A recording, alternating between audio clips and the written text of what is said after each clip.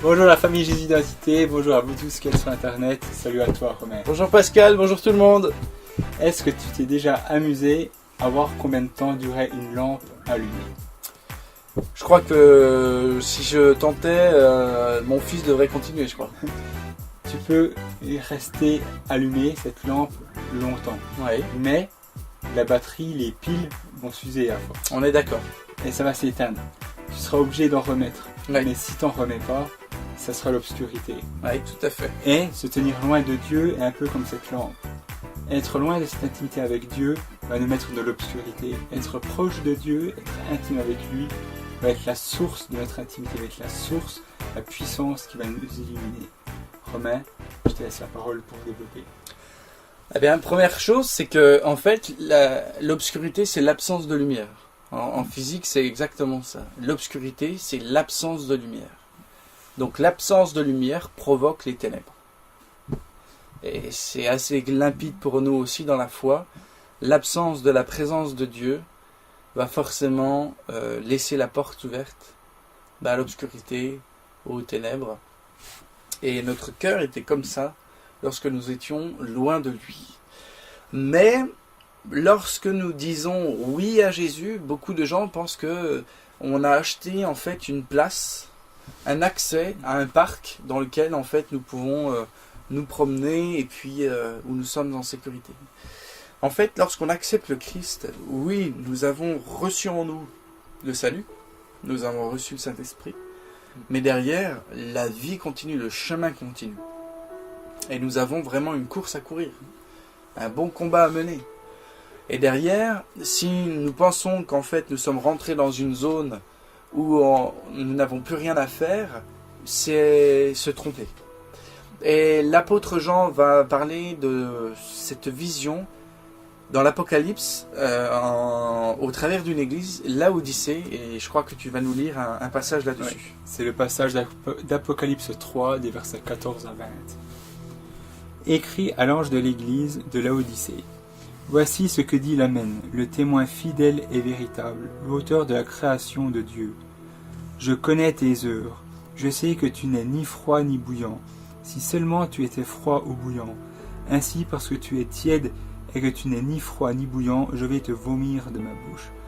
En effet, tu dis, je suis riche, je me suis enrichi et je n'ai besoin de rien, et tu ne sais pas que tu es malheureux, misérable, pauvre, aveugle et nu.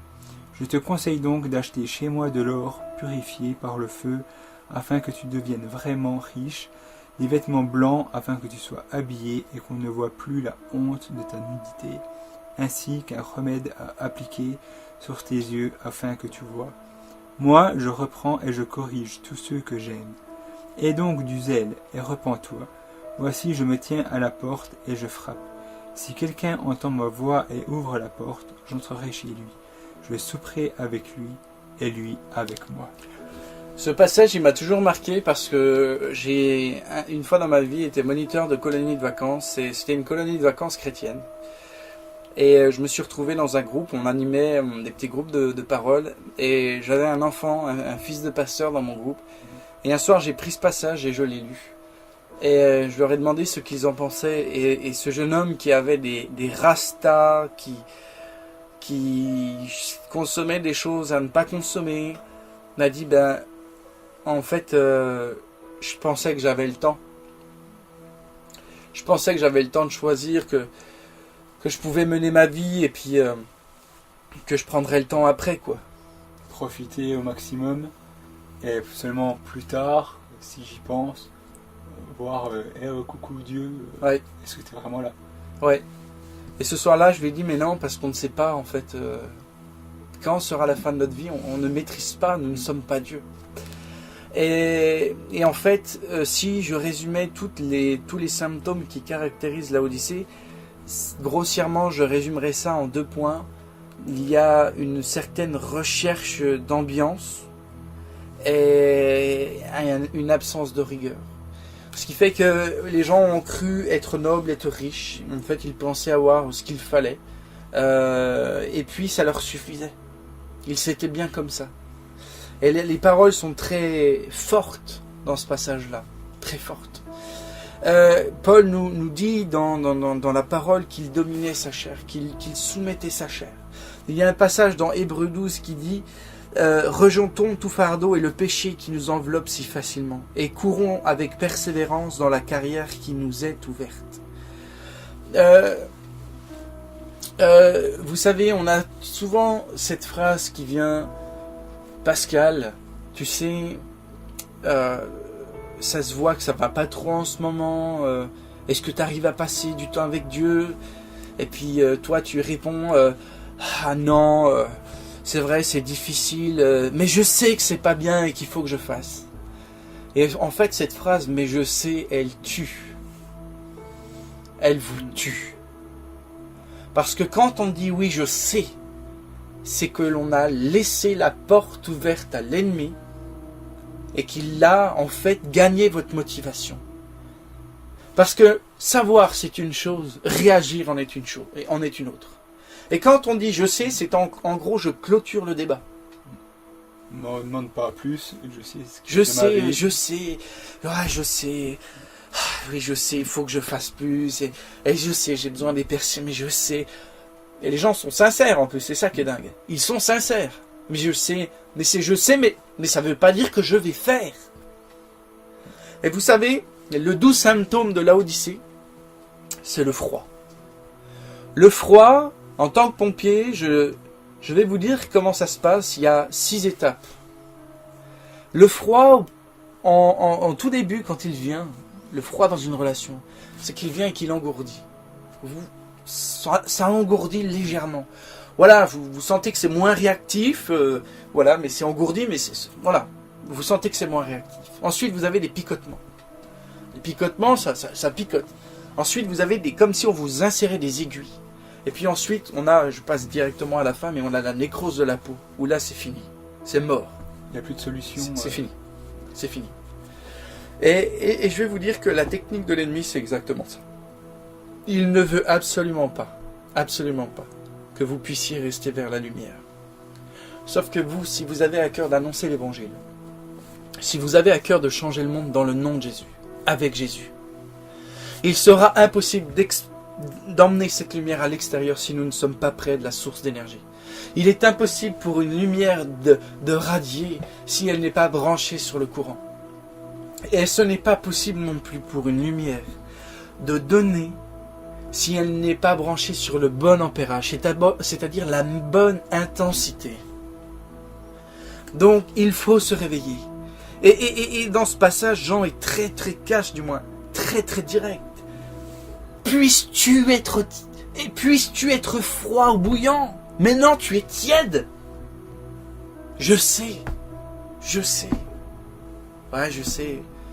Je vais à l'église le dimanche, mais tu sais, la semaine, j'ai du mal, quoi. Je sais. Faut que je fasse, je sais. Puisses-tu être froid ou bouillant? Parce que tu es tiède, je te vomirai de ma bouche. Et ces passages, ce n'est pas des passages pour faire peur. D'ailleurs, tout de suite après, c'est marqué, moi je reprends et je châtie tous ceux que j'aime. Et donc du zèle, repens-toi. Et je crois que il est important pour nous de comprendre que si nous voulons impacter ce monde dans le nom de Jésus, nous devons aller vers lui, vraiment. Nous devons aller vers lui. Nous devons aller devant lui. Nous devons aller le chercher lui. Comment ne pas avoir peur dans un tunnel quand il n'y a plus de lumière? Avec mon père, nous avons traversé le tunnel d'Ézéchias à Jérusalem. C'est un tunnel qui a été creusé dans la roche. Et c'est vraiment obscur, il n'y a pas de lumière dedans. Et bien sûr, on ne le savait pas. Et nous y sommes allés sans lumière. Et la seule lumière que nous avons eue, c'était le téléphone. Et la crainte que l'on avait, puisqu'il y a de l'eau partout dans ce tunnel, c'était que le téléphone tombe dans l'eau. Et dès que nous sommes rentrés dans ce tunnel, on a eu déjà de l'eau jusque-là. Donc on s'est dit, oula. Et en fait, on a continué à avancer. Et je vais vous dire que nous n'avons pas traîné dans ce tunnel. Parce qu'un tunnel où il y a de l'eau qui arrive, ça peut être dangereux. Très dangereux. Et Et comment ne pas avoir peur dans cette vie si nous n'avons pas la lumière avec nous, même en tant que chrétiens. Et je voudrais véritablement vous encourager, maintenant, à revenir vers lui. À revenir vers lui. Arrêtez de dire je sais. Prenez cet engagement ce soir, devant Dieu, d'arrêter de dire je sais. Et je voudrais, peut-être Pascal, que tu pourrais prier pour ceux qui nous regardent et les accompagner vers un moment où un peu de repentance, ou de demander pardon d'avoir dit à Dieu je sais, et de prendre cet engagement devant Dieu ce soir, d'agir et de ne plus dire je sais, mais je fais. Amen. Amen. Alléluia. Jésus. Papa, je voudrais vraiment prendre ce temps pour te prier pour toutes ces personnes qui vont voir cette vidéo, qui vont être touchées par ce qui est dit, Seigneur, et qui comprennent que les je sais, toi aussi tu les sais, et qu'à un moment donné, il faut agir, Seigneur, qu'à un moment donné, on doit venir vers toi, Seigneur, qu'à un moment donné, c'est notre intimité avec toi, c'est ce qui va nous sauver. On ne veut plus être simplement tiède, on veut être bouillant pour toi, Seigneur. Que vraiment les personnes puissent être touchées, Seigneur. Que vraiment les personnes puissent avoir ce déclic de venir à toi, se repentir et dire « J'ai trop longtemps attendu, Seigneur. J'ai trop longtemps stagné là où j'en étais. Maintenant, je veux plus avec toi. Maintenant, je veux avancer. Maintenant, les je sais, c'est terminé. Les je sais sont bannis de mon vocabulaire et j'avance, Seigneur. J'avance vers toi, j'avance pour toi, Seigneur. Que vraiment l'intimité prenne toute sa place dans leur vie, Seigneur. Je te les remets vraiment et que ce temps puisse être un moment propice pour eux, où ils puissent se recentrer sur toi. Que le feu que tu as mis dans leur cœur s'embrase à nouveau. Que l'étincelle rembrase toute leur vie, Père. Que vraiment ce soit un feu bouillant pour toi, Père. Et que la tiédeur ou la froideur n'existe plus, Seigneur.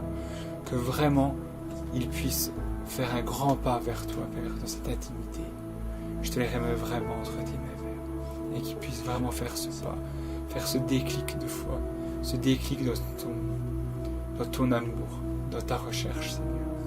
En ton nom, j'ai prié. Amen. Amen. Je vous invite à proclamer que la guerre de l'inactivisme a commencé. Que vous allez vous battre pour vivre cette vie pleine d'espérance dans le nom de Jésus-Christ. Et que vous puissiez en cet instant vraiment sentir l'Esprit de Dieu. Si vous avez pris cet engagement, faire naître en vous, vraiment que vous sentiez qu'il vous dit « Je suis là avec toi » et on va y arriver ensemble. Ensemble, on va y arriver. Dans le nom de Jésus-Christ. Amen, amen, amen. Soyez bénis les amis. À bientôt. Ciao, ciao.